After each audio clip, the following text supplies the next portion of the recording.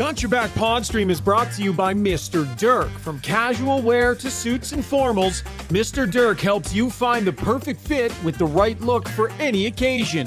Step up your wardrobe at MrDirk.com.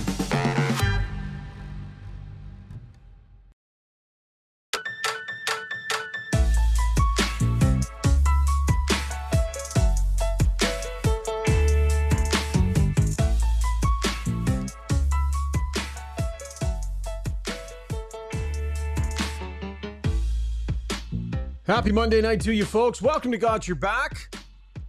Presented by Play Alberta. The Edmonton Oilers, a couple of losses, split squad losses. 12-4 the combined score against the Calgary Flames in early preseason action. We are going to talk a little bit about the game, but not a ton. There's some other interesting stuff going on around the Oilers right now involving Evander Kane. And the captain, see that video clip? Whew. Coming at you from our Adrenaline Diesel studio.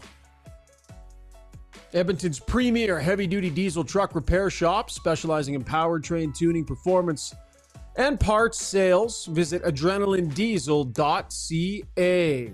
Jason Strudwick is standing by. We'll have Rob Brown joining us a little bit later on when we'll dig into the games. But yeah, going to talk a little Connor McDavid and Evander Kane here in the early going. As always, our podcast brought to you by our title sponsor, Play Alberta, where it's always game time.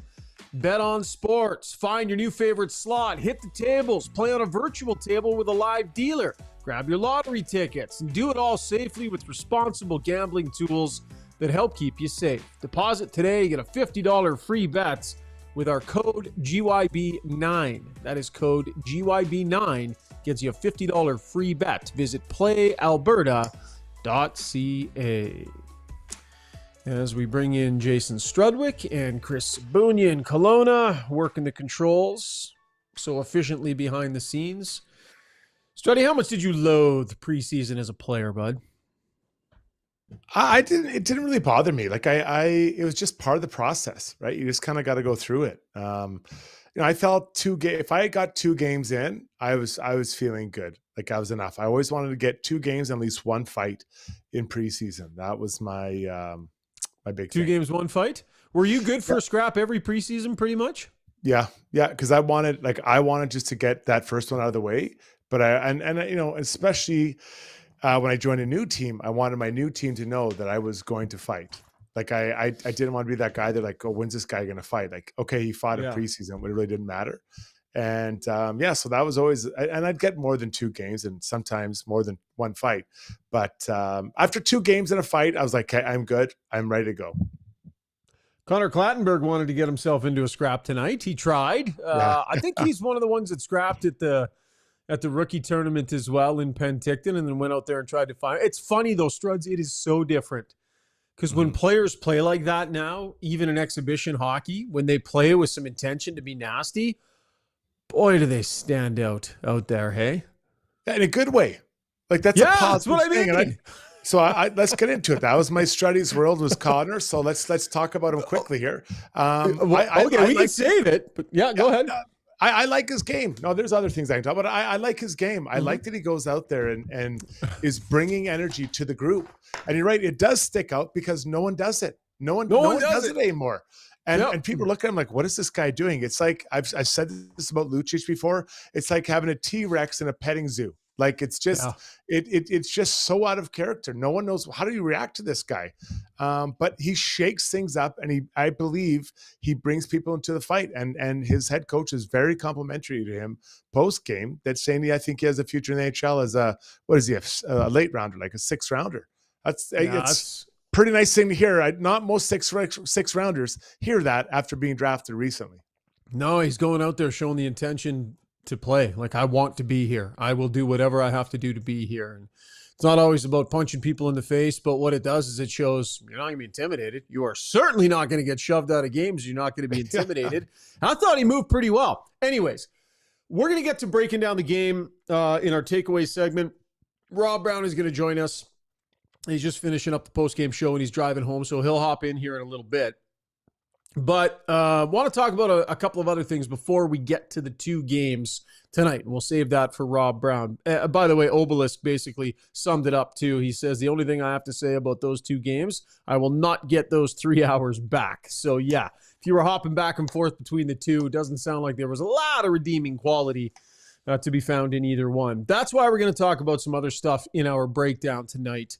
Going on with this Oiler club. Our breakdown is brought to you by Alberta Ram Dealers. The Ram Big Haul event is on now. Get up to $94.50 in discounts with a no-charge Cummins turbo diesel engine on 2024 Ram Heavy Duty Series. Check out your Ram dealer for more details on these fantastic trucks. Okay, I want to talk about the clip that went viral today. Amazon coming out with a series here fairly shortly. We saw just a tiny little snippet of Connor McDavid. We're going to get to that in a moment, Struds. But also, the Oilers slipped in a press release just before their game started tonight, updating the status of one Evander Kane. I will read the release for those who haven't had a chance to hear it or see it yet. It was a tweet. Oiler forward Evander Kane underwent successful abdominal surgery last Friday in New York. Recovery from the procedure is expected to take a minimum of 5 to 6 months. His rehabilitation will take place in Edmonton under the supervision of the club's medical staff. Do you know what one singular word stood out to me? It might as well have been in capital letters, italicized, bold, and highlighted, Struds. What's that? Where he's doing the rehab? Minimum. Yeah. 5 to 6 months. That was the word that stuck out to me big time in that release today from the Oilers. Well, it's Vegas Golden Knights parlance, right? Like that's how they do it. Well, it could be minimum 5 to 6 months, but it could be right till like April 15th. We're really not sure how that's going to shake out. But yeah, so let's just be honest. He had a lot done to his body. He plays a very hard. He's played a very hard brand of hockey, and he had a lot of surgeries to fix those up. So it takes time to heal all of it. It's not just one side; it's both sides. Everything has to heal. Then he has to start building it back up, and then you start working out. Then you're trying to get on the ice. Then you're trying to get your game back. It's a lot. It's a long road back. So the Oilers are going to miss him. I think this is a big story for the Oilers. I know there are people like, oh, good, we get his cap space. You're going to miss him. You're going to miss him in this lineup as you go through. And I think that whenever he does come back, I think that people will be happy he's back. Now, what version we see of him when he comes back, because he'll be out for almost a whole year, that's a whole nother question. But what he's going to go through to get back and ready is not going to be fun. This is a lot of work, a lot of rehab, and you're doing it so oftentimes very lonely. You know, the team is away, or they don't want you there midday. They want you there before or after, not interfering with the guys that are playing. I feel for him. I really do. And I give him a lot of credit for trying to battle through that, or not trying. He did battle through it for a long run last year, buddy.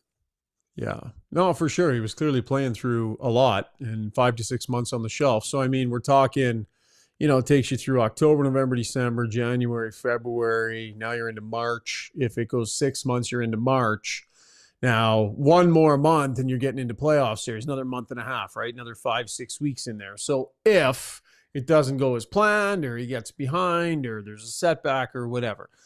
But Struds, so the idea is out there that this whole thing is cooked, right? And that it's going to be like the first thing out of your mouth was the Vegas Golden Knights, right? So I guess what I would wonder is, what are the mechanics of that? What's the practical application of putting a plan like this in place? You've got a player severely injured, needs significant surgery and recovery time.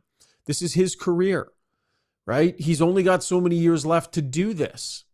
So what happens if Evander Kane is ready in 5.5, 6 months? What happens if he has one of those amazing recoveries from surgery and is ready to go and better than ever, and it went great? People might assume that there's no chance that's going to happen. This is already cooked. He's not coming back to the playoffs. The Oilers are going to, like Tampa did, like Vegas did. It's in the books. But I just don't quite understand how the mechanics between the team and a player who really wants to play in the league, really wants to prolong his career, really wants to be part of things, how you could just decide that ahead of time and just wink, wink, no, when it would be in Evander Kane's best interest to heal up as good as he can from these injuries, get some regular season games in before the playoffs start, and be at his absolute best in the playoffs. Like, can it be that cooked? Well, let's ask Patrick Kane, Mark Stone, and Nikita Kucherov, because those are three situations where I felt I'm feeling very confident that the playoffs had started 2 days earlier, they would have been in there. 4 days earlier, they might have been in there. Now, I'm just going off of nothing factual, just my gut feeling that they probably could have played because it was just too convenient. They came back when they did come back. So, you probably have to talk and say, listen, you're close, but let's give it 2 more weeks. Or you're close, let's give it another month.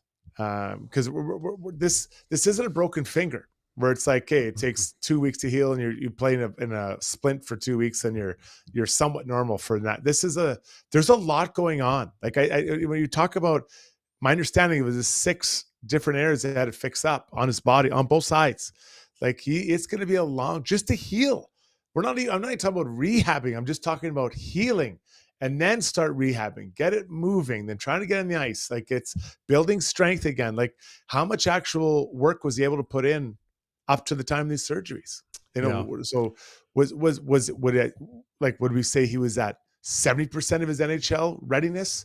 And then when these, let's say it takes them 6 weeks to feel somewhat normal. And so is he at 50% then? And how long does it take to get that additional 50 to 100% back? Like there's a lot. So I don't think it'd be crazy to suggest that that's what happens.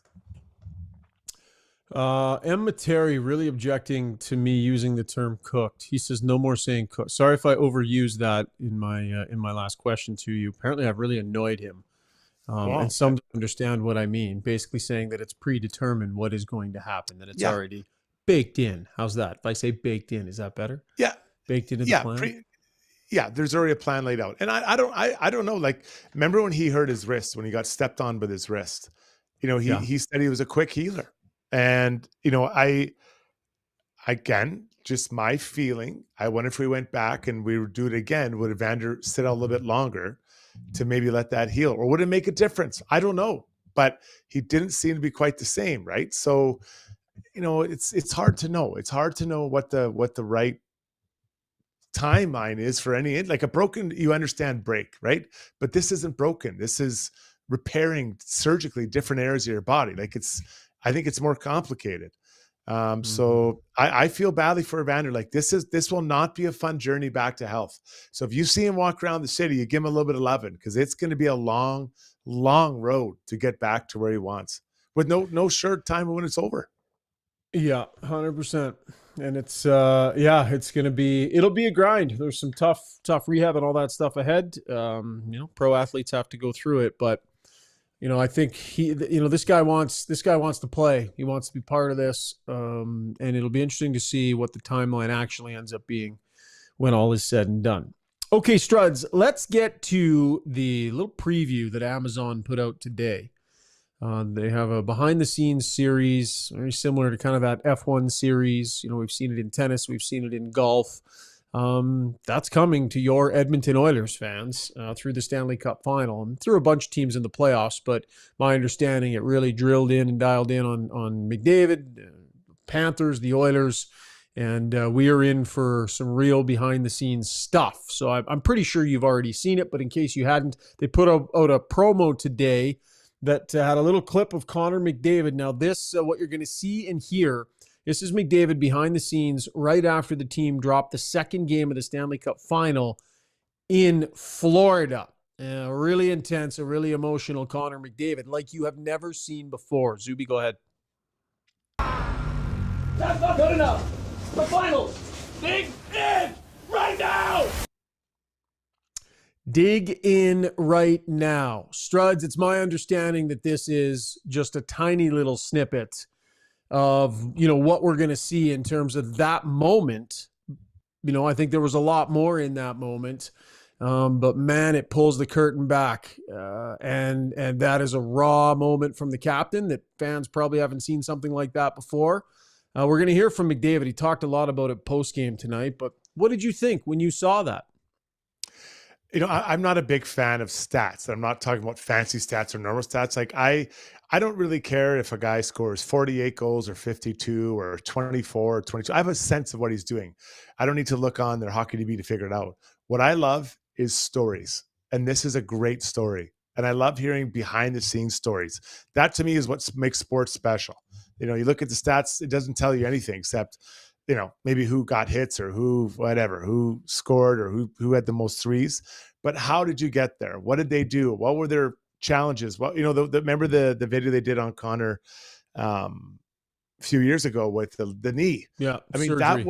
that was amazing. I love that. I love seeing that. And, it's obviously neat that it was an Oiler, but I just I like hearing what guys go through or girls or whatever it is on their journey to be great or their journey to continue playing. That is to me what makes sports compelling. The storytellers like yourself, other people that share the stories or get the stories out of these guys. So I'm all for this. I think this is great. Seeing Connor at that level of frustration or just intensity, dude. Wrong. Intensity. Yeah.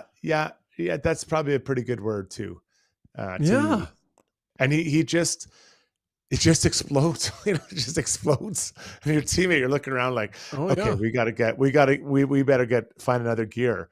But I love that. And I think that any sports fan will enjoy seeing not just him, but other things that are behind. So the access, it sounds like these guys got for this will be great. I think it'll be great for the game. I really do think this will be really good for the game. Totally agree. Want to know what you think. So on the YouTube stream and over on Twitter, send us your thoughts when you saw that clip today. Something that we haven't seen in that way from Connor McDavid. What did you think as Oiler fans? Let's get to the Weiss Johnson soundbox here because we did ask McDavid about it after the game tonight.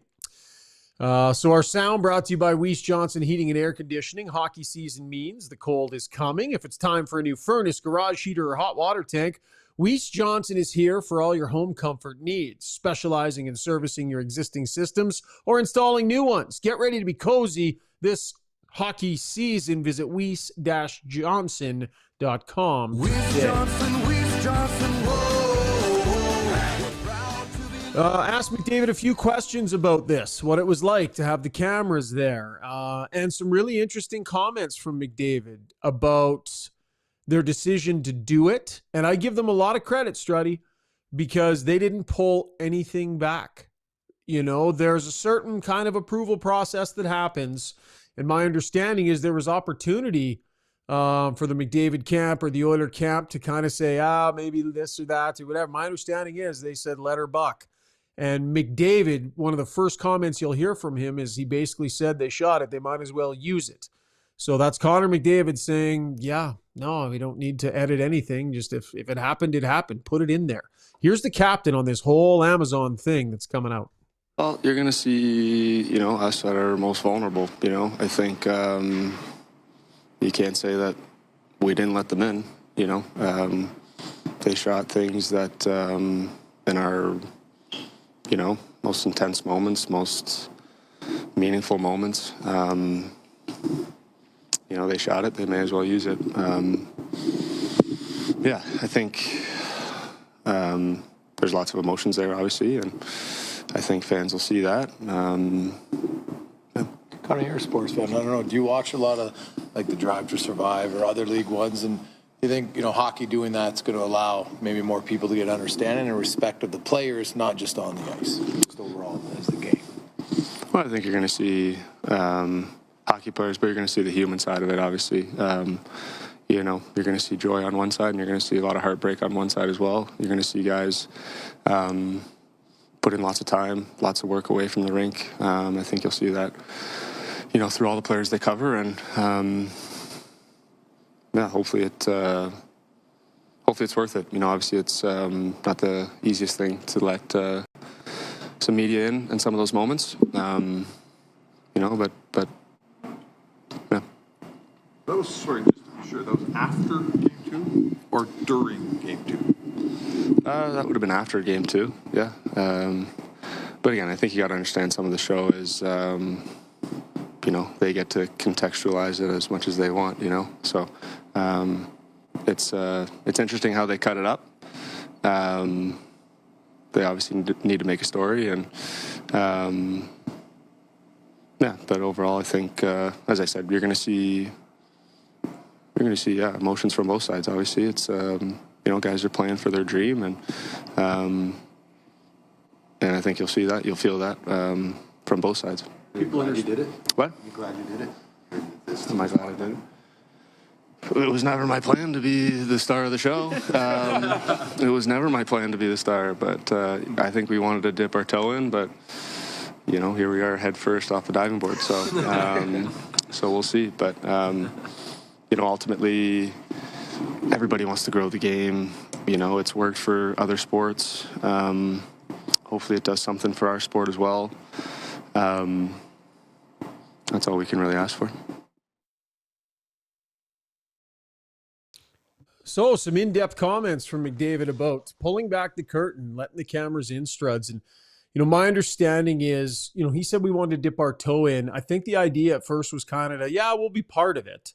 But that he didn't necessarily want to be like, like if you think about the Drive to Survive, like it wasn't really Lewis Hamilton in the first season that was front and center, right? He sort of came along a little bit later. Like, I don't think he didn't want it to be the McDavid show. And I mean, obviously it's going to end up being that to a degree with he and Draisaitl. But, they have the right to say no to these things. And it's going to be fascinating. But I give him credit for being willing to do it and willing to show it all, Struds. The NHL is smiling ear to ear with having the best player in the game being so front and center. Right? This is huge. This is huge for the league. I've watched the one, I've never watched the Drive to Survive, but I've watched the golf one. And even my wife likes it. And I'm a casual golf watcher, right? I'll watch the Masters and maybe the US Open stuff. But now I'll check scores. Say, how's this guy doing? How's he making out, right? And so this draws people in. People are drawn in by others' personalities and stories. Again, I'll say what I said earlier. I don't believe people really get drawn into something who are casual of sport fans of any sport by stats. They get drawn in by stories, and I think that's what Drive Survive did so well. I heard so many people, like my wife, my husband, all these people love it now. It's the stories. They don't. At the end of the day, they win, lose, whatever. It's the stories that are compelling. And I think for Connor McDavid to be front and center, he doesn't want to be the poster boy for whatever. I get it, but the league is thrilled about it. And then if Connor is able to do that, I think that every other star, will have to grudgingly say, okay, well, when my turn comes, I have to do the same thing. And I think that is a really good thing for the league moving forward. It is, you have to tell your story. You have to get casual, or very casual NHL fans to become more hardcore by these stories. And I will watch this. Both my sons came home today and said, we've heard about this. We want to watch it, Dad. I'm like, 100%, no problem. We will watch it. Yeah.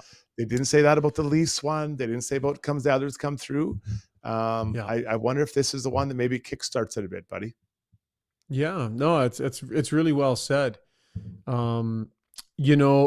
Oilers Plus has done some behind the scenes stuff over the last couple of years. They actually do a really good job, and they pull back the curtain a little bit too. And they have their, I'm not sure how often it comes out, every couple of weeks. And they showed a little bit right after Game 7 of the emotion that was there in the locker room.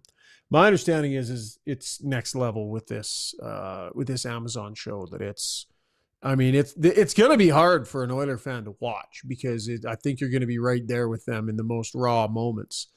I think what we've seen is just like scratching the surface, Struds, but of like the true pain of it, the difficulty and the pain of it. Can you imagine? Now, it's sports, so we'll keep that in mind. This isn't tragedy. People go through much more difficult things in their life, and lots of people endure way worse. So I just want to say that. But think about some of the most difficult moments in your life, outside of true tragedy. And imagine having a camera sitting there recording all of it, and then millions of people getting to just watch you at your most raw, most emotional, most difficult, most angry. most vulnerable. I think he used that word, like Struds. I mean, think about whatever moment in your life you can even relate to that, and what it would be like to just have cameras there shooting it like that. Not easy, man. No, it's not. And generally speaking, hockey players are quite reserved, and they try to keep their emotions in check. And so to see this type of emotion, you have to get, open the curtains up on the Wizards of Oz a little bit and get in behind and show things. So, and to use Connor's words that you said, it's very vulnerable. And that's oftentimes when you really get hooked on somebody, right? You see a friend, a family member, a spouse, whatever, in this case, an athlete being so raw and so vulnerable. They're like, this is real. This isn't a, yeah, we got to get it deep tonight. Yeah. What else? Yeah. We got to, chip it in behind the guys. We had a good practice yesterday. Like, this is what you see, the truth of what sport is about. And that's why I think this will be a massive success, just like we've seen other ones be before, is because that vulnerability, people want to see that you're real, your truth. And I think that we'll see it not just from Connor, but others. Paulie says, okay, I'm just going to make sure I can read this whole thing. Okay. Paulie says, why would I want to watch this? If my wife cheated on me, I wouldn't watch the tape. This is the amount of heartbreak you ask loyal Oiler fans to endure. So yeah, there will probably be those who want no part of digging in to that degree on it. I'll challenge that. I think that you should watch. I think you should watch it to understand there was sadness. We had a party at our house and we watched the game and people all left. Like, it was gone. Like, they just dusted it out of here, right? Kids, everyone was gone. So I think for fans they're upset. I get it. But for fans to understand how players feel when they happen, it's crazy. And I'll share a story. My cousins Scott and Rob Niedermeyer played against each other in the Stanley Cup final. Now, ultimately, they won one together, which was kind of selfish. I guess I wasn't invited, but it was Scott versus Rob. And I remember talking to Scotty about it, and he said, I won the Stanley Cup, and I was so sad. My brother couldn't enjoy it with me. And that was very raw. And that was a really hard thing to hear. And I couldn't imagine, your brother on the other side, he's devastated. I think it was his third try to get one, and Rob wasn't able to get one. And his brother's saying that's how he felt.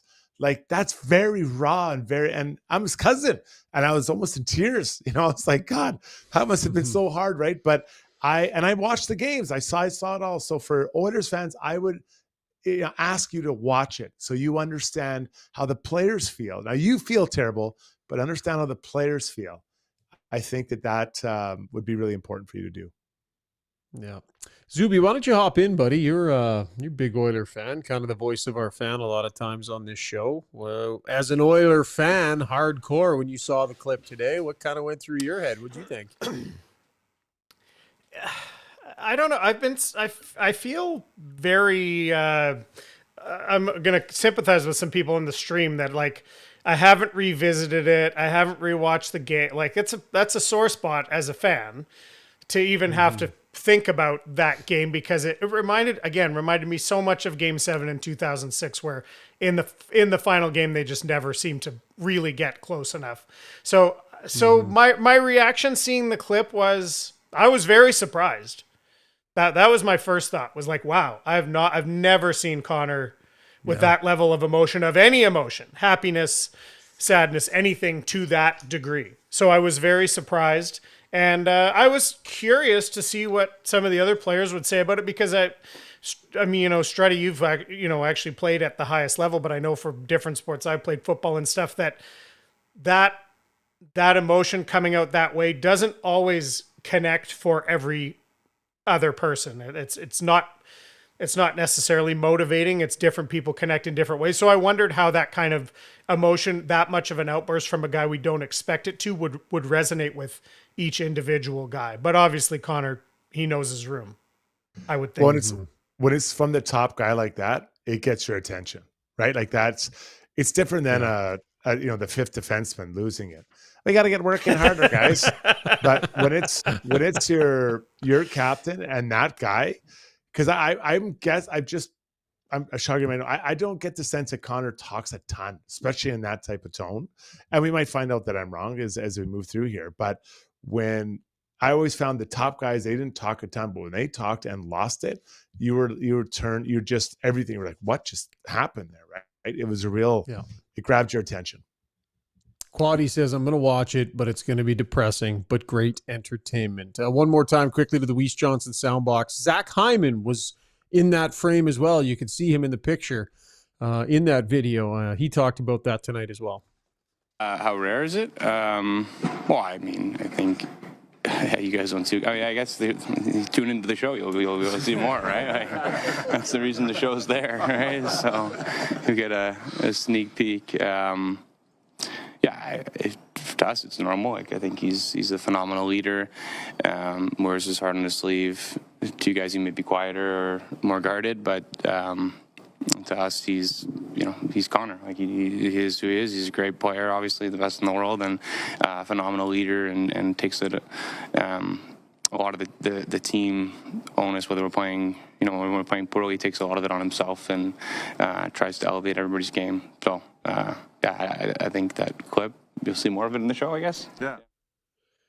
Paulie says, I'll watch it, Struddy, if you pay for my 8 months of counseling I'm going to need because of the stitches being ripped out of my emotional scars. That coming to us from Paulie. It's going to be interesting for sure. Okay, we're going to take a break here. Zuby, let's get to the poll here real quick, though. Our DeBoer's YouTube poll, brought to you by DeBoer's Golf Shop and Fitting Center, helping you play better golf since 1999 with their TrackMan fitting bays, instruction, after-sales support, golf merchandise, and clothing. Go down and check out their pro shop style atmosphere, 5311 99th Street here in Edmonton. For the poll tonight, Zuby, we bounce back to our original topic of Evander Kane.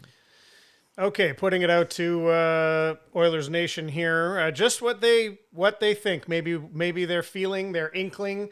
The question is, when do you think Evander Kane plays his first game this season? And the options are January, post-trade deadline, playoffs, or other. Maybe you have something else in mind. Maybe people think he'll be back sooner. Maybe they think he won't play at all. So we've left. And there's someone did say that on the stream. We'll get to that when we get to the poll results. But yeah, those are your choices here on the DeBoer's YouTube poll.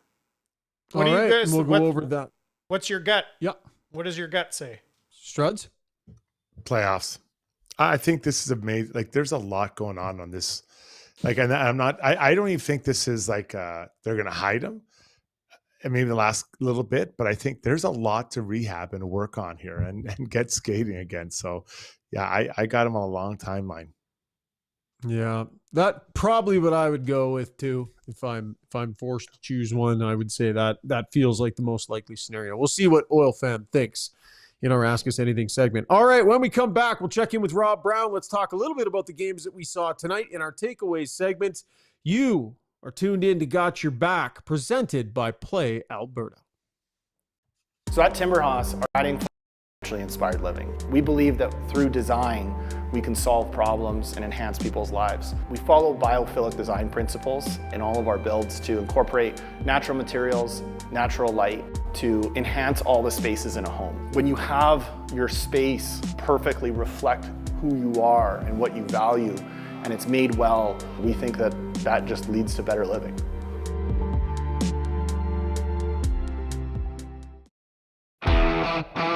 Specializing in heavy-duty commercial truck powertrain repair, performance, tuning, and part sales, Adrenaline Diesel's professional team is ready to assist you with all of your needs, from the simplest oil changes to engine conversions, overhauls, and engine modifications. Featuring an all-new online parts store and machine shop to manufacture, replicate, or repair parts, visit adrenalinediesel.ca.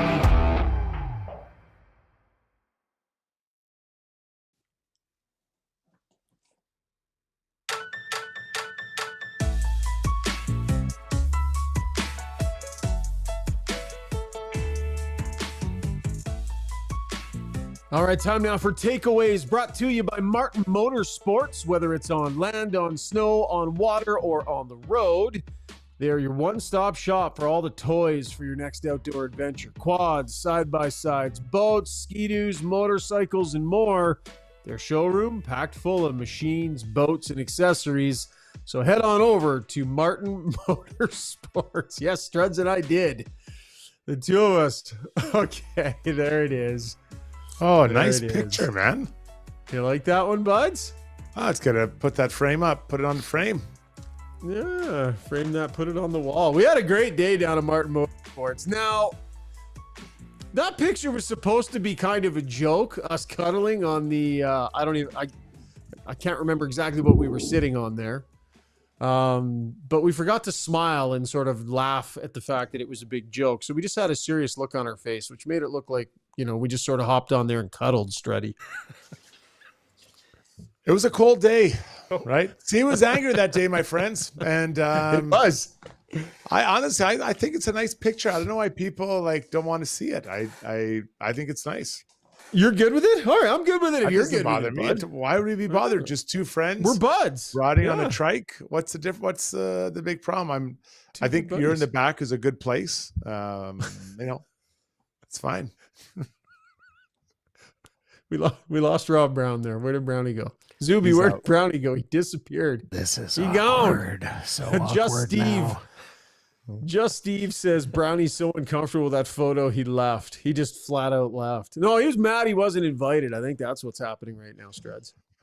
Well, he wasn't at home, or he was at his lake or I don't something know doing what he something was doing. special. He's got a lot I going don't on. know what he was up to.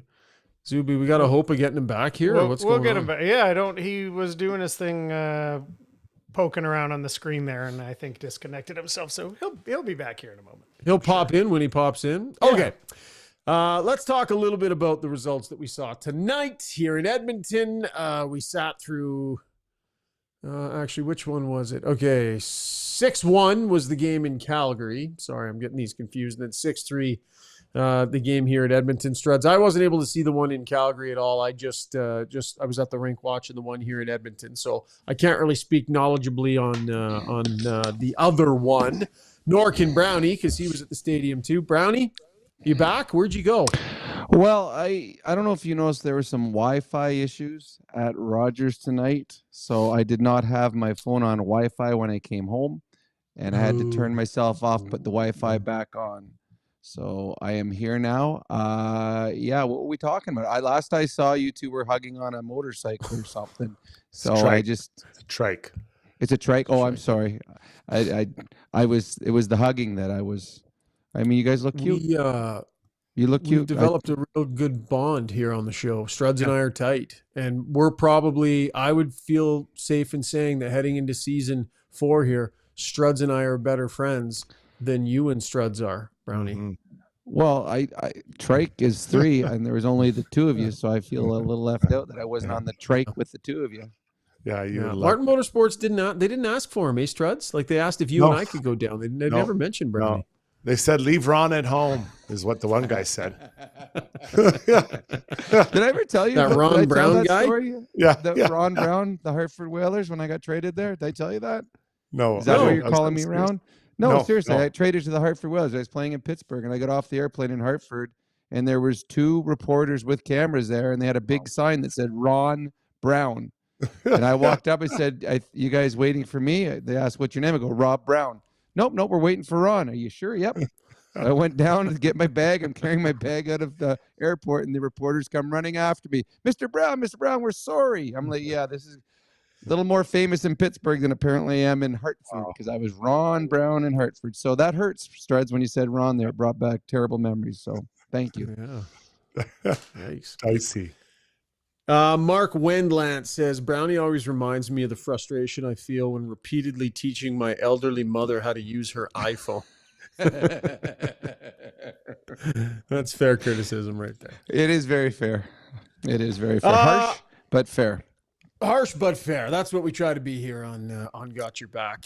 Okay, guys, let's talk about the games. We'll start with the one here in Edmonton. Struds, maybe you can go first. Oilers had a pretty solid veteran lineup in there. Lots of the big guys were playing and such. So Oiler fan out there might be sort of like, what? What's with that result given the 2 lineups? But it just doesn't matter. It doesn't matter. No, well, I'll start by saying this, that they had 12 defensemen playing tonight on both games. I would say 2 will be in the opening night lineup. So, that's I think that should tell you kind of where they're at now. By my calculations, those two would be Matthias Ekholm, obviously, and Bouchard. Yeah. Maybe a Josh Brown in there, right? Because there's no Kulak. We haven't seen him. There's no Darnell Nurse. That's probably your top four. Emberson, I've got to be in that conversation. And Stetcher. Oh, sorry. Stetcher was in. Yeah. Stetcher did play too, but I'm sorry. My bad. So there you go. So I was so 3 out of 12 would, or maybe Josh Brown, one of those two. So whatever, 3.5. So that's, when you look at it, that's the Flames are playing against a fairly inexperienced, or just maybe not the level defense. And at times it looked like there was the team looked disjointed, a lot of kind of breakdowns, but it was scrambling. It's preseason hockey, right? But sometimes those veteran defensemen, they can help you out, Brownie, a bit. Yeah, but having said that, the Calgary Flames defense tonight in Edmonton, you had Rasmus Anderson, and that was it. I mean, Tenorti might play, but I'm not sure he's in there. He looked good. Well, he looked good. He had the other 4 defensemen for Calgary they had 2 teenagers and one played. So I don't think you can look at it that way. I think that the Oilers played well enough in Edmonton to score 6 goals, but they made enough big mistakes to give up 6. And I think they didn't play well enough tonight. I think their stars played well. I think their top 4 players played very well. I thought Raphael Lavoie played very well, but they made other mistakes out on the ice, and defensively they weren't good in their own zone.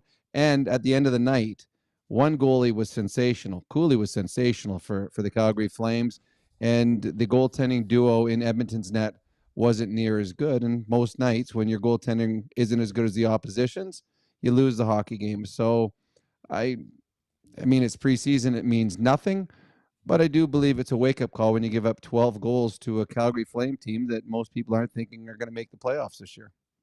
Yeah. 7 shots on net for Raphael Lavoie. 7 shots on net. Here we go. It's a good thing it doesn't matter if he scores or not, though, because that's not what he's there for. Well, he didn't. It doesn't matter. He didn't score. I know he didn't. I'm just saying it's a good thing it doesn't matter if he does or doesn't, Brownie. Because who was he playing with again? Well, I don't know. Did you hear what Chris Knobloch talked about afterwards though? Talking about his offensive, but he said that's not what we're looking for.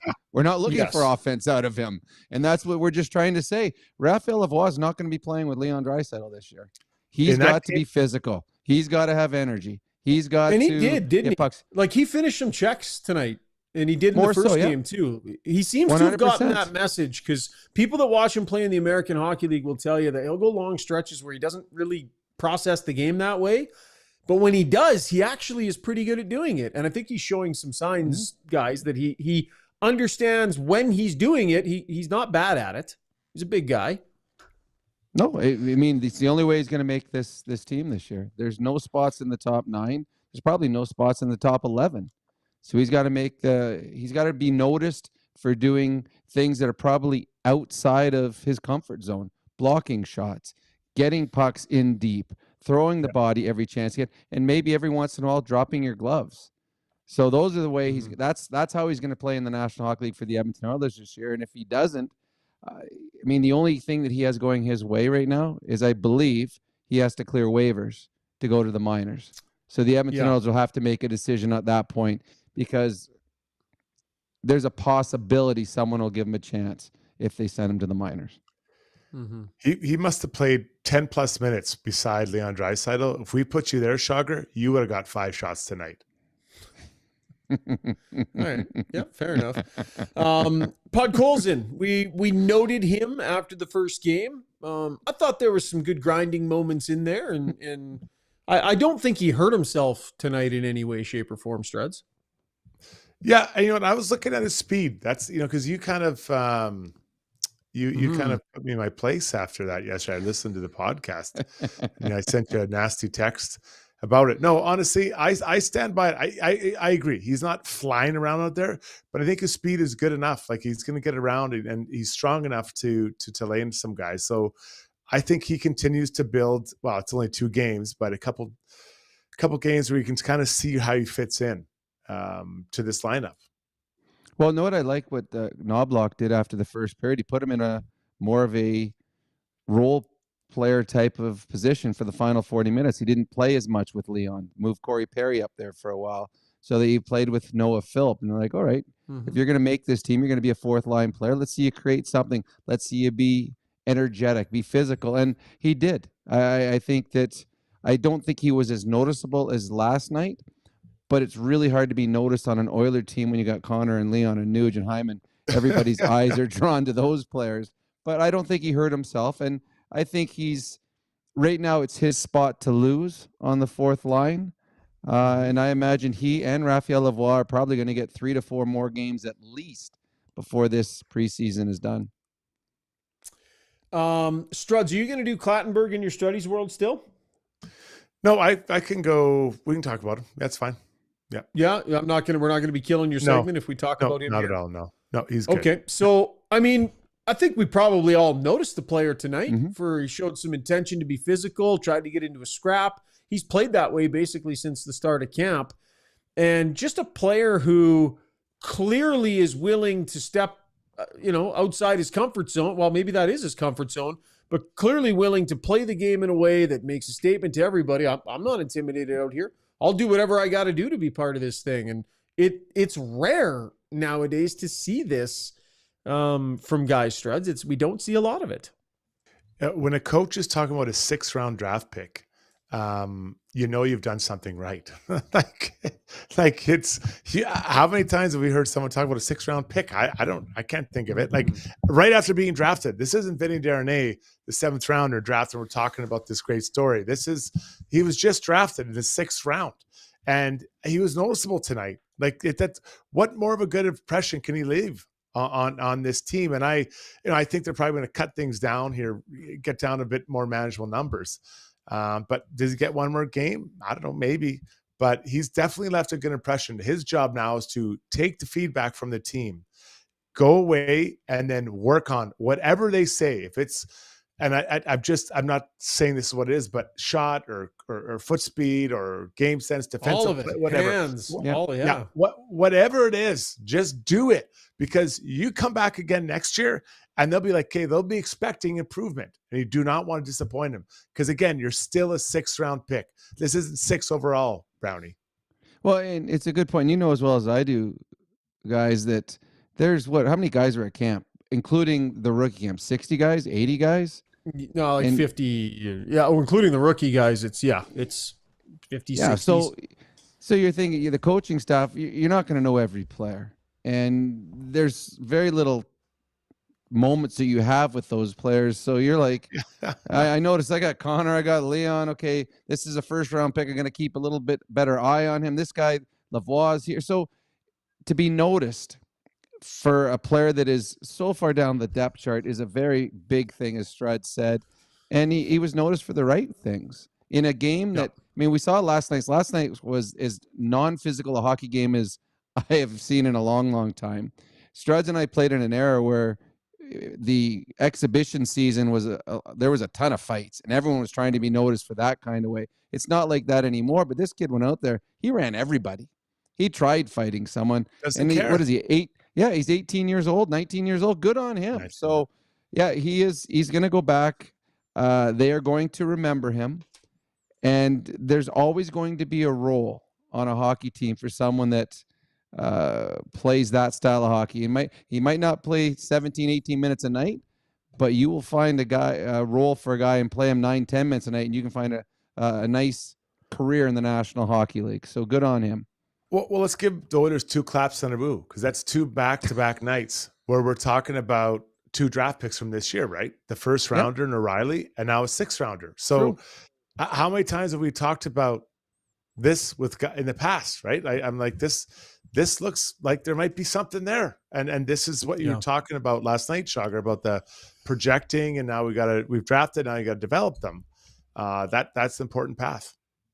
The other thing it does is 5th round pick, 160th overall.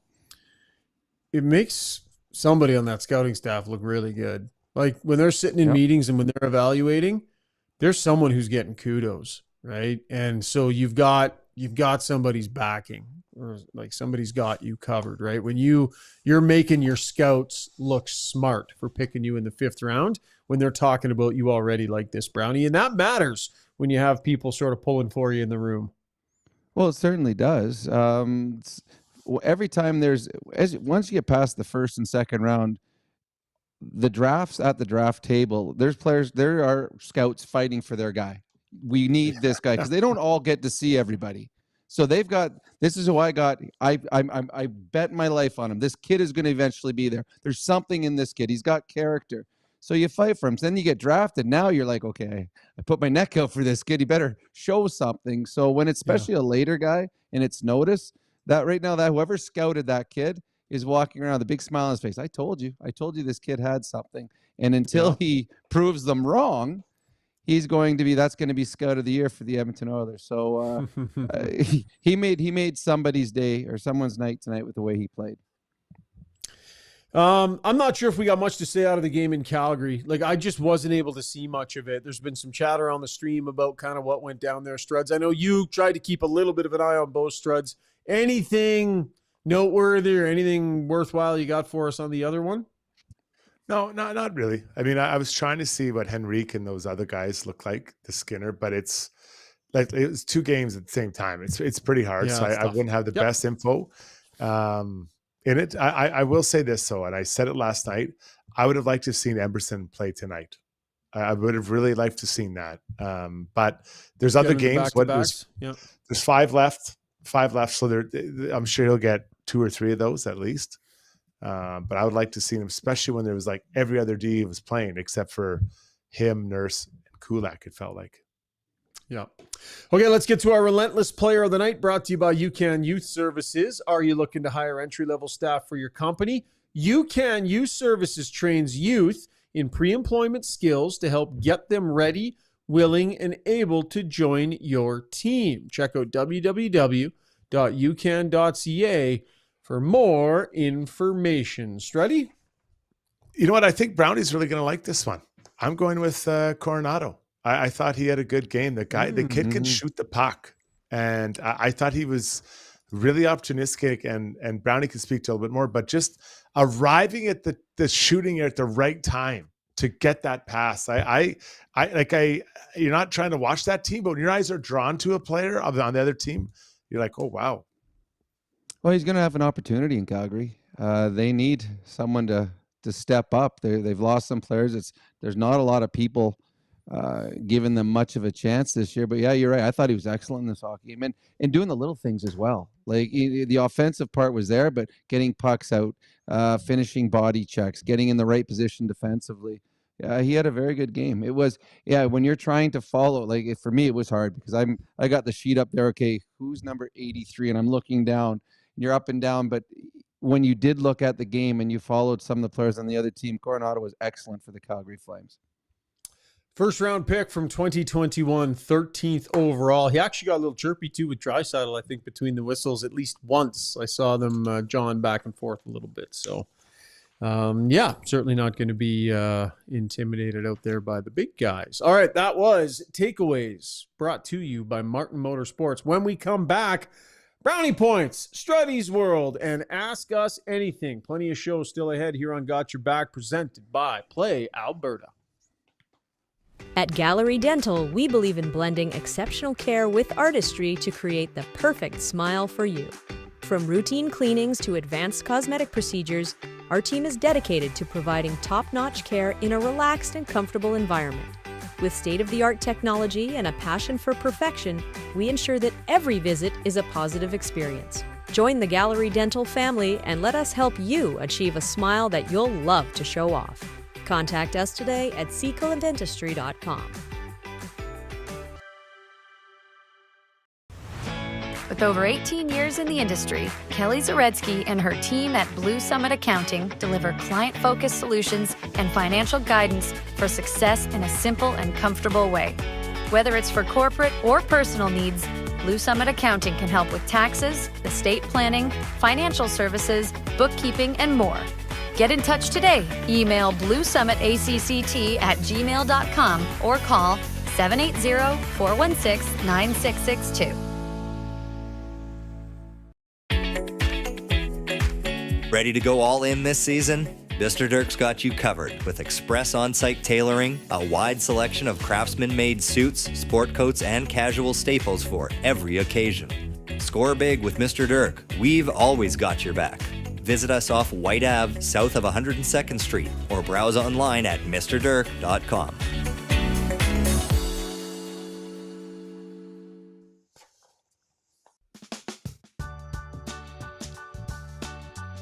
All right, time now for Brownie Points, brought to you by Hamel's Premium Jerky. This Alberta-based family-owned business opened in 1962. And man, is it fantastic stuff. Fast shipping anywhere in Alberta. Hop on to albertajerky.com to order yours. Enter the code GOTYOURBACK for 10% off. Sweet and spicy jerky is fantastic. You got a wide variety of things to choose from. So definitely, we've had it. We love it. Brownie's a big fan of it. And we present Brownie Points from Hamel's Premium Jerky. Rob? Well, the Brownie Points are a little smaller tonight when you get outscored 12-4 by your arch rival down the highway. There's not a whole lot of positives in tonight's games, but I'm going to start first. There's seven Brownie Points for Raphael Lavoie for the 7 shots he had on net tonight. That's the most noticeable I've seen him in all of the games that I've seen him play for the Edmonton Oilers. The one thing that worries me about him is when he's offensive and creating, all of a sudden he has some physical play to his game. It's going to have to be the opposite if he wants to play for the Oilers, but he was very good tonight. I got 44 Brownie Points for the Calgary Flames goaltender Goalie. 44 saves for the kid. He was outstanding. The Oilers were not the better of the two teams. They did not deserve to win this hockey game, but Goalie was outstanding in this game and made 4 or 5 big saves that looked like sure goals. Good on him. I've got 97 Brownie Points for the Amazon show that's coming out and all the free publicity it got in the Edmonton Oilers dressing room tonight when Zach Hyman started talking about it. If you did not know about this Amazon show that's coming out, you do now. I saw it. You sent it to me earlier today, Schauger. Connor McDavid being a captain, leading his team, and people now want to watch that and see what Connor's like, what it's like in a dressing room. And the last one, I have minus 29 Brownie Points to the Edmonton Oilers. I thought we talked about it last night, whether Leon would play with Connor and Hyman and Nugent Hopkins and everyone up here in Edmonton to get their power play going. I said I thought it was a mistake. I don't think that Leon needs chemistry with his power play. It was obvious tonight. They scored 40 seconds into the power play. Their power play is going to be great. I think I would have liked to have seen Leon get a little bit of chemistry with the line mates he's going to start the season with, Skinner and Arvidsson. And if they're only going to play 2 or 3 games in the preseason, I would have loved to have seen Leon playing with Arvidsson and Skinner tonight in Calgary, and I think it was a missed opportunity for the Edmonton Oilers. Thoughts on that one, Struds? Yeah, I agree. I think that you got to try to get this stuff organized. So I don't want to go too far because it kind of put my Struds on, but I agree with Brownie for sure. All right. That was Brownie Points, brought to you by Hamel's Premium Jerky. It's not Struds on anymore. That's your old show. Sorry, right, buddy. Struddy's World. That was the original. Brownie, we actually spent the first segment talking about Evander Kane, but also about the McDavid stuff. Because he did, we asked him a lot of questions post-game about it. I'll just give you a quick sec to weigh in. Like, that pretty raw stuff, man. But when you're in the biggest moments of your life and your career as the captain of the team, if you got something to say, you say it. And McDavid clearly, something fans don't see a lot of. He's got that in him, if ever you doubted it. Yeah, well, to me, it wasn't surprising or shocking. I've had many a teammate over the course of my career get up in the middle of a dressing room and say things much worse than that, much harsher. I think Hyman said it best when he says that he doesn't say a lot, but when he does, you listen. I mean, I played with Mario. Mario didn't talk much, but when he talked, the whole place went dead quiet. He was frustrated. And he showed his frustration. And I thought the Oilers after that were the better team in, what was there, 5 games left? Because that was game 2, was it not? So they're better in 4 of the final 5 games of that series. So, yeah, I have no problem with what Connor McDavid did. And it's kind of neat being able to see that, because a lot of times you have people saying what is said in a dressing room by people that have never been in a dressing room. So it's kind of neat to have the inside and actually see, oh, okay, this is what happens in a dressing room. So cool. I'm looking forward to it. I will watch that series. Yep, agreed. Okay, time for everybody's second favorite segment of this segment, Struddy's World. Roll it.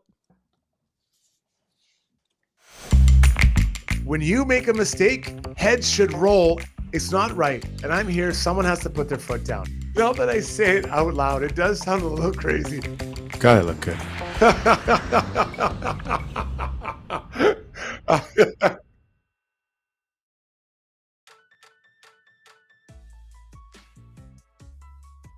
You're muted there, Shaggy.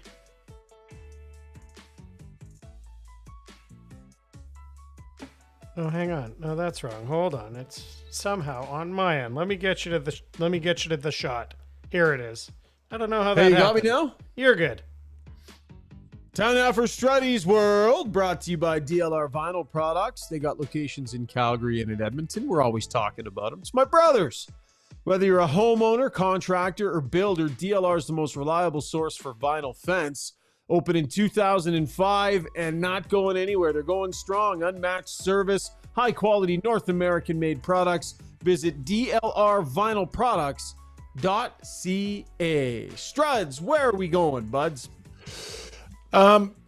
Listen, it's not a time to panic. It's the second and third game of preseason. But I think that there is a need for the group to now kind of get themselves organized and move forward in the next 4 or 5 games, and also the practices, right, to kind of get going. I think they got to cut down the numbers, and Coach Knobloch did talk about he's going to get it down over the next 2 or 3 days. They need to get the momentum going in the right direction, right?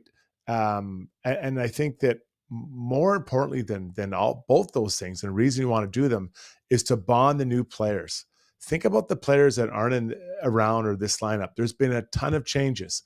Evander Kane won't be a part of this to start with. Nurse, he's trying to figure his way out, but they are on the team still. But no Fogle, no McLeod, no Holloway, no Vinny Darnay, no Broberg. Like, that's a lot of players that played in the playoffs last year for this group. And they still have got, a lot of guys that are still here. But I think that I would try to get my lines organized or something. I feel like it, and get those guys out in those groups, playing together in practice, but also in games, kind of get the new guys dialed into the way that they like to play and their system play. Cause it's not that it'll be perfect by whatever it is, October 8th, but you want to get them feeling much more comfortable than they are right now. So they're trying to evaluate, they're trying to figure things out, but even like Knobloch said, he goes, a coach doesn't coach the same in a game like this. So I look forward to seeing what they can be done. They got to kind of get this. It's not a time to panic, but I would expect Knobloch and his coaching staff to move this forward relatively quickly over the next week. Brownie, thoughts?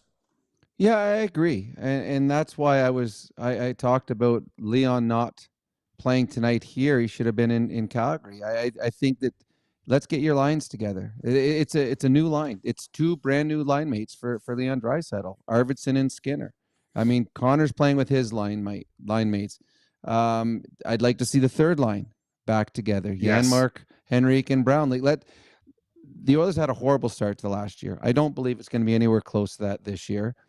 But we've seen over the last few years in the National Hockey League, teams have lines right away because everyone wants to get off running. And the Oilers do not have a problem with making the playoffs, but they want to win a Western Conference. They might want to win the President's Trophy. And those are points that you pick up at the beginning of the season. So I agree with Struds. It's the first 3 games of the preseason. That's a chance to take a look at your draft picks, reward some older veterans down in the minors, give everyone a little look-see. But now it's time to get real. And I think getting real means getting the lines where you think you want them for opening night. And I think that that's why it was a missed opportunity tonight. And I think going forward, especially, I mean, the Oilers, it wasn't wasn't a good night in either place tonight. So I think that they want to start feeling good about themselves, and let's get organized and start preparing for what could be and hopefully will be a fantastic season. I'll drop a quick little theory on you guys. So there's a lot of focus on player development. Stan Bowman just made a bunch of hirings. You know, it's a big focus in this organization right now to do a better job bringing players along, you know, figuring out what the plan is, getting them some exposure to it, developing, getting more out of each and every prospect that you have. And what I would suggest to you is the way they handled tonight's exhibition game, I think to a degree, they view training camp as a way to develop some of these players, you know, an opportunity to develop and contribute to the development of some of these players as well. So by exposing Vasily Podkolzin and Raphael Lavoie to Leon Draisaitl, they feel something. It's, you know, it sends a message to them. It gives them a taste of something. What I'm saying is I believe some of the decisions that we're seeing are being made with player development in mind in these first few days of training camp. But I totally take your point, Struds, that, okay, enough of that. Time to get down to business because the big club's got a lot of work to do here. But my view is that these decisions have been made with player development as part of it, and we know that's what they've wanted to focus on. Yeah, and I support that. Like, I do believe playing with and against NHL players is a massive growth opportunity because you see how big, how fast, how strong, everything they do, how smart they are. But just to back up Brownie, like, it's not like these three guys on Leon's line have played together. None of them play together. We're not talking about, you know, one guy popping in on a twosome here. This is three new guys. And I three different organizations. Yeah, everything. And, you know, the way that even LA forechecked last year, like, everything's different for them. You know, Skinner's never played in a playoff series. So I would like to get those guys. So then break up Connor's line. You know, like, just because they've been together for a while now. So that's a good point, actually. Yeah, like, that's fair. And it's or play them with and no disrespect, you guys know how I feel about Henrique, but play those guys with Henrique, right? But let Leon, for the first time in his time here at the Oilers, he's probably fairly excited about what's going to be around him or what the possibility is to who he can play with. So you know, again, I can't believe I'm talking like this after 3 preseason games, but you just want to get things like that, the timing, the feel with each other, Brownie. Well, and a big thing is there's going to be a lot of pressure on Skinner and Arvidsson to start the season off. They were both brought in to play with Leon Draisaitl. So the pressure is there. And if they get off to a slow start, well, the pressure is just going to become bigger and bigger. Why not give them all the chance in the world to have success by having them play 2 or 3 exhibition games with them?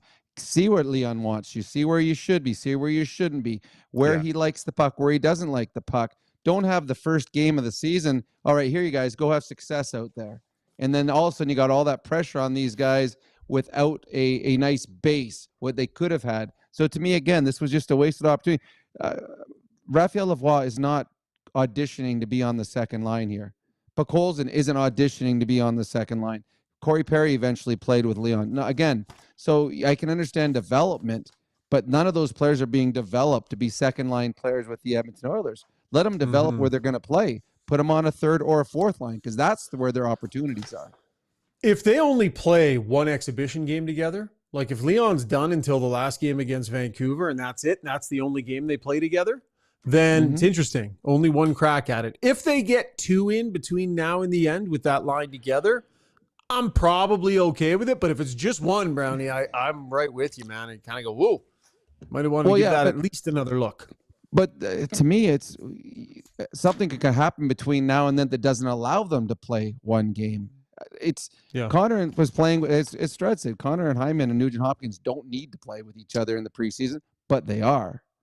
So to me, Leon, Skinner, and Arvidsson, give them every opportunity to go out there and learn each other's little plays, get to some chemistry. Try to find it. Don't have it the last exhibition game or all of a sudden first regular season. Here you go, guys. Be great. That's just adding to the pressure of these players that have come in here with much ado because this is an expectation that the Oilers have got the best top 6 in the NHL. Well, let them have a little bit of a base here in preseason to find some chemistry. A little bit of like nobody likes to go on the road for the split squad game, Struds. Everybody wants to play the home game. Oh, for sure. But you have to have a certain number of veterans in both lineups. So if you wanted to play those guys together, just to get enough veterans in the lineup in Calgary, there would have had to be some, to meet the criteria. So maybe now you got to send Hyman or Nugent Hopkins on the road, or I think maybe sometimes the decisions are made a little bit, by that kind of hierarchy that exists. They could have sent Leon and brought Henrik back here. Yeah, think Draisaitl been fired up to go to Calgary to play the split squad game? Why not? It's 40 minutes down the road. I wouldn't have wanted to. I'd be like, I'm good. I just tweaked my hamstring. I'll play the whole game. But after hearing Connor speak today, after his post game, I think that he'll probably play at least 2 more games. And I was advocating last night for him to play less games. I bet you he gets into 3 total. Yeah. All right, we're way over time. Brownie, thanks, buddy. We're going to let you bounce. It's been a long night for you, so appreciate it, my friend. We'll chat with you in a couple of days. Sounds good. Bye, guys. All right, see you, pal. Zuby, I forgot to check. Still here. No more commercial breaks? Correct. Rolling right in to Ask Us Anything. We love this segment because now all of you that have been following along and just pounding on that love button, pound that like button, folks. You get a chance to have your say. Brought to you by Mortgages by Maria. With recent news of the Bank of Canada lowering rates, it's the perfect time to revisit your mortgage options. If you need to renew your mortgage, don't just sign those papers. Maria Gallus with Maximal Mortgages can take care of finding you the best rates and work with your best interests in mind. Contact Maria today at mortgagesbymaria.ca for all of your mortgage needs. She's handled multiple mortgages for us. She's like a wizard. Tippity-tappity, she taps in the calculator and there are solutions come flying out. She's awesome. Highly recommend you give Maria a call. Okay, Zuby, rock and roll, buddy. Let's blast through a pile of these quickly and then we will land the plane. Sure. A few good comments on the Connor stuff. Mark Wendlandt saying, drama sells, burn the curtain. Black Havoc 14 saying, for not really showing a lot of emotion on most days, you get to see what Connor's passionate about. And Paulie says his dedication is evident in his work ethic, competitive spirit, and the way he plays. He constantly strives to improve and pushes the boundaries of what's possible on the ice. Not surprised by seeing that outburst. A few good comments here from the stream. Anything you guys want to add on that topic? No, we've talked a ton about that. Love hearing what fans' perception is, though. So great stuff there. Let's keep going. Okay. On Josh Brown, I missed what you guys actually said about him, but there's quite a bit of uproar seeming that the general feeling with you guys is that you liked his game. I'm not sure what exactly. Nobody had the analysis that Brown was good tonight. Okay. We all agreed that we couldn't see that other game enough. I think Struds was just inferring that he could potentially be in the opening night lineup was all. I saw some of that too. So I think some people who paid attention to the Calgary game maybe felt he had a hard night, Zuby, hey, on the stream? I guess so. I saw I liked what I saw of him last night, which was not a ton, but I did like what I see. Carman Gill, we know he's on this. He says wave Stetcher and Brown. He wants to wave those guys already. And then Obel is saying that Josh Brown pain is only going to get worse. The games are still pretty slow, known as forechecking. Wait until he needs to turn and retrieve a puck on a dump in on the corner. Let's add to this. There's someone who said, more broadly, some stranger said, how concerned are you guys about the Oilers' blue line? Let's maybe take it there. Struds. If there's no injuries, I'm okay with it. But keep in mind, people, that there will be a trade. There'll be an addition at some point. I have no idea when it's going to be, but they're going to find someone for that second right D spot. They have to. They've got some assets. They've got cap space. Could have a lot of cap space depending on what happens with Evander Kane. So I'm not worried because I know they're going to address it. They're going to address it in a significant way in that spot. Yeah, they're a team with the weight of the world and Stanley Cup expectations on them, and they do not have a Stanley Cup caliber blue line. They're going to need a Stanley Cup caliber blue line before the playoffs start.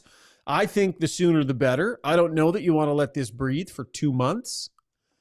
If a solution doesn't present itself pretty quick through camp and through the early part of the regular season, I don't know that I'm letting this team, slog around with this pressure and these expectations, clearly shorthanded on the blue line. So my sense of urgency is a little higher than I think my partners here on the show. But a Stanley Cup caliber team that doesn't have a Stanley Cup caliber blue line right now. All right, Josh over on Twitter says it's early, but so far Noah Philp should be the 4C, and Lavoie has looked good. Josh Brown should not. He also did not like. He's also, even his namesake Josh does not like Josh Brown. Someone also mentioned, Mark Wendelet said, who will be on line 4 of Game 1 of the season? Josh on Twitter likes Noah Philp. Do you think the fourth line has changed or could still change from what everyone assumes it will be before Game 1? I think it's unlikely. I don't think we're going to see a lot of surprises down there. I mean, I guess is Philip waiver exempt, Shagar? I believe so, yeah.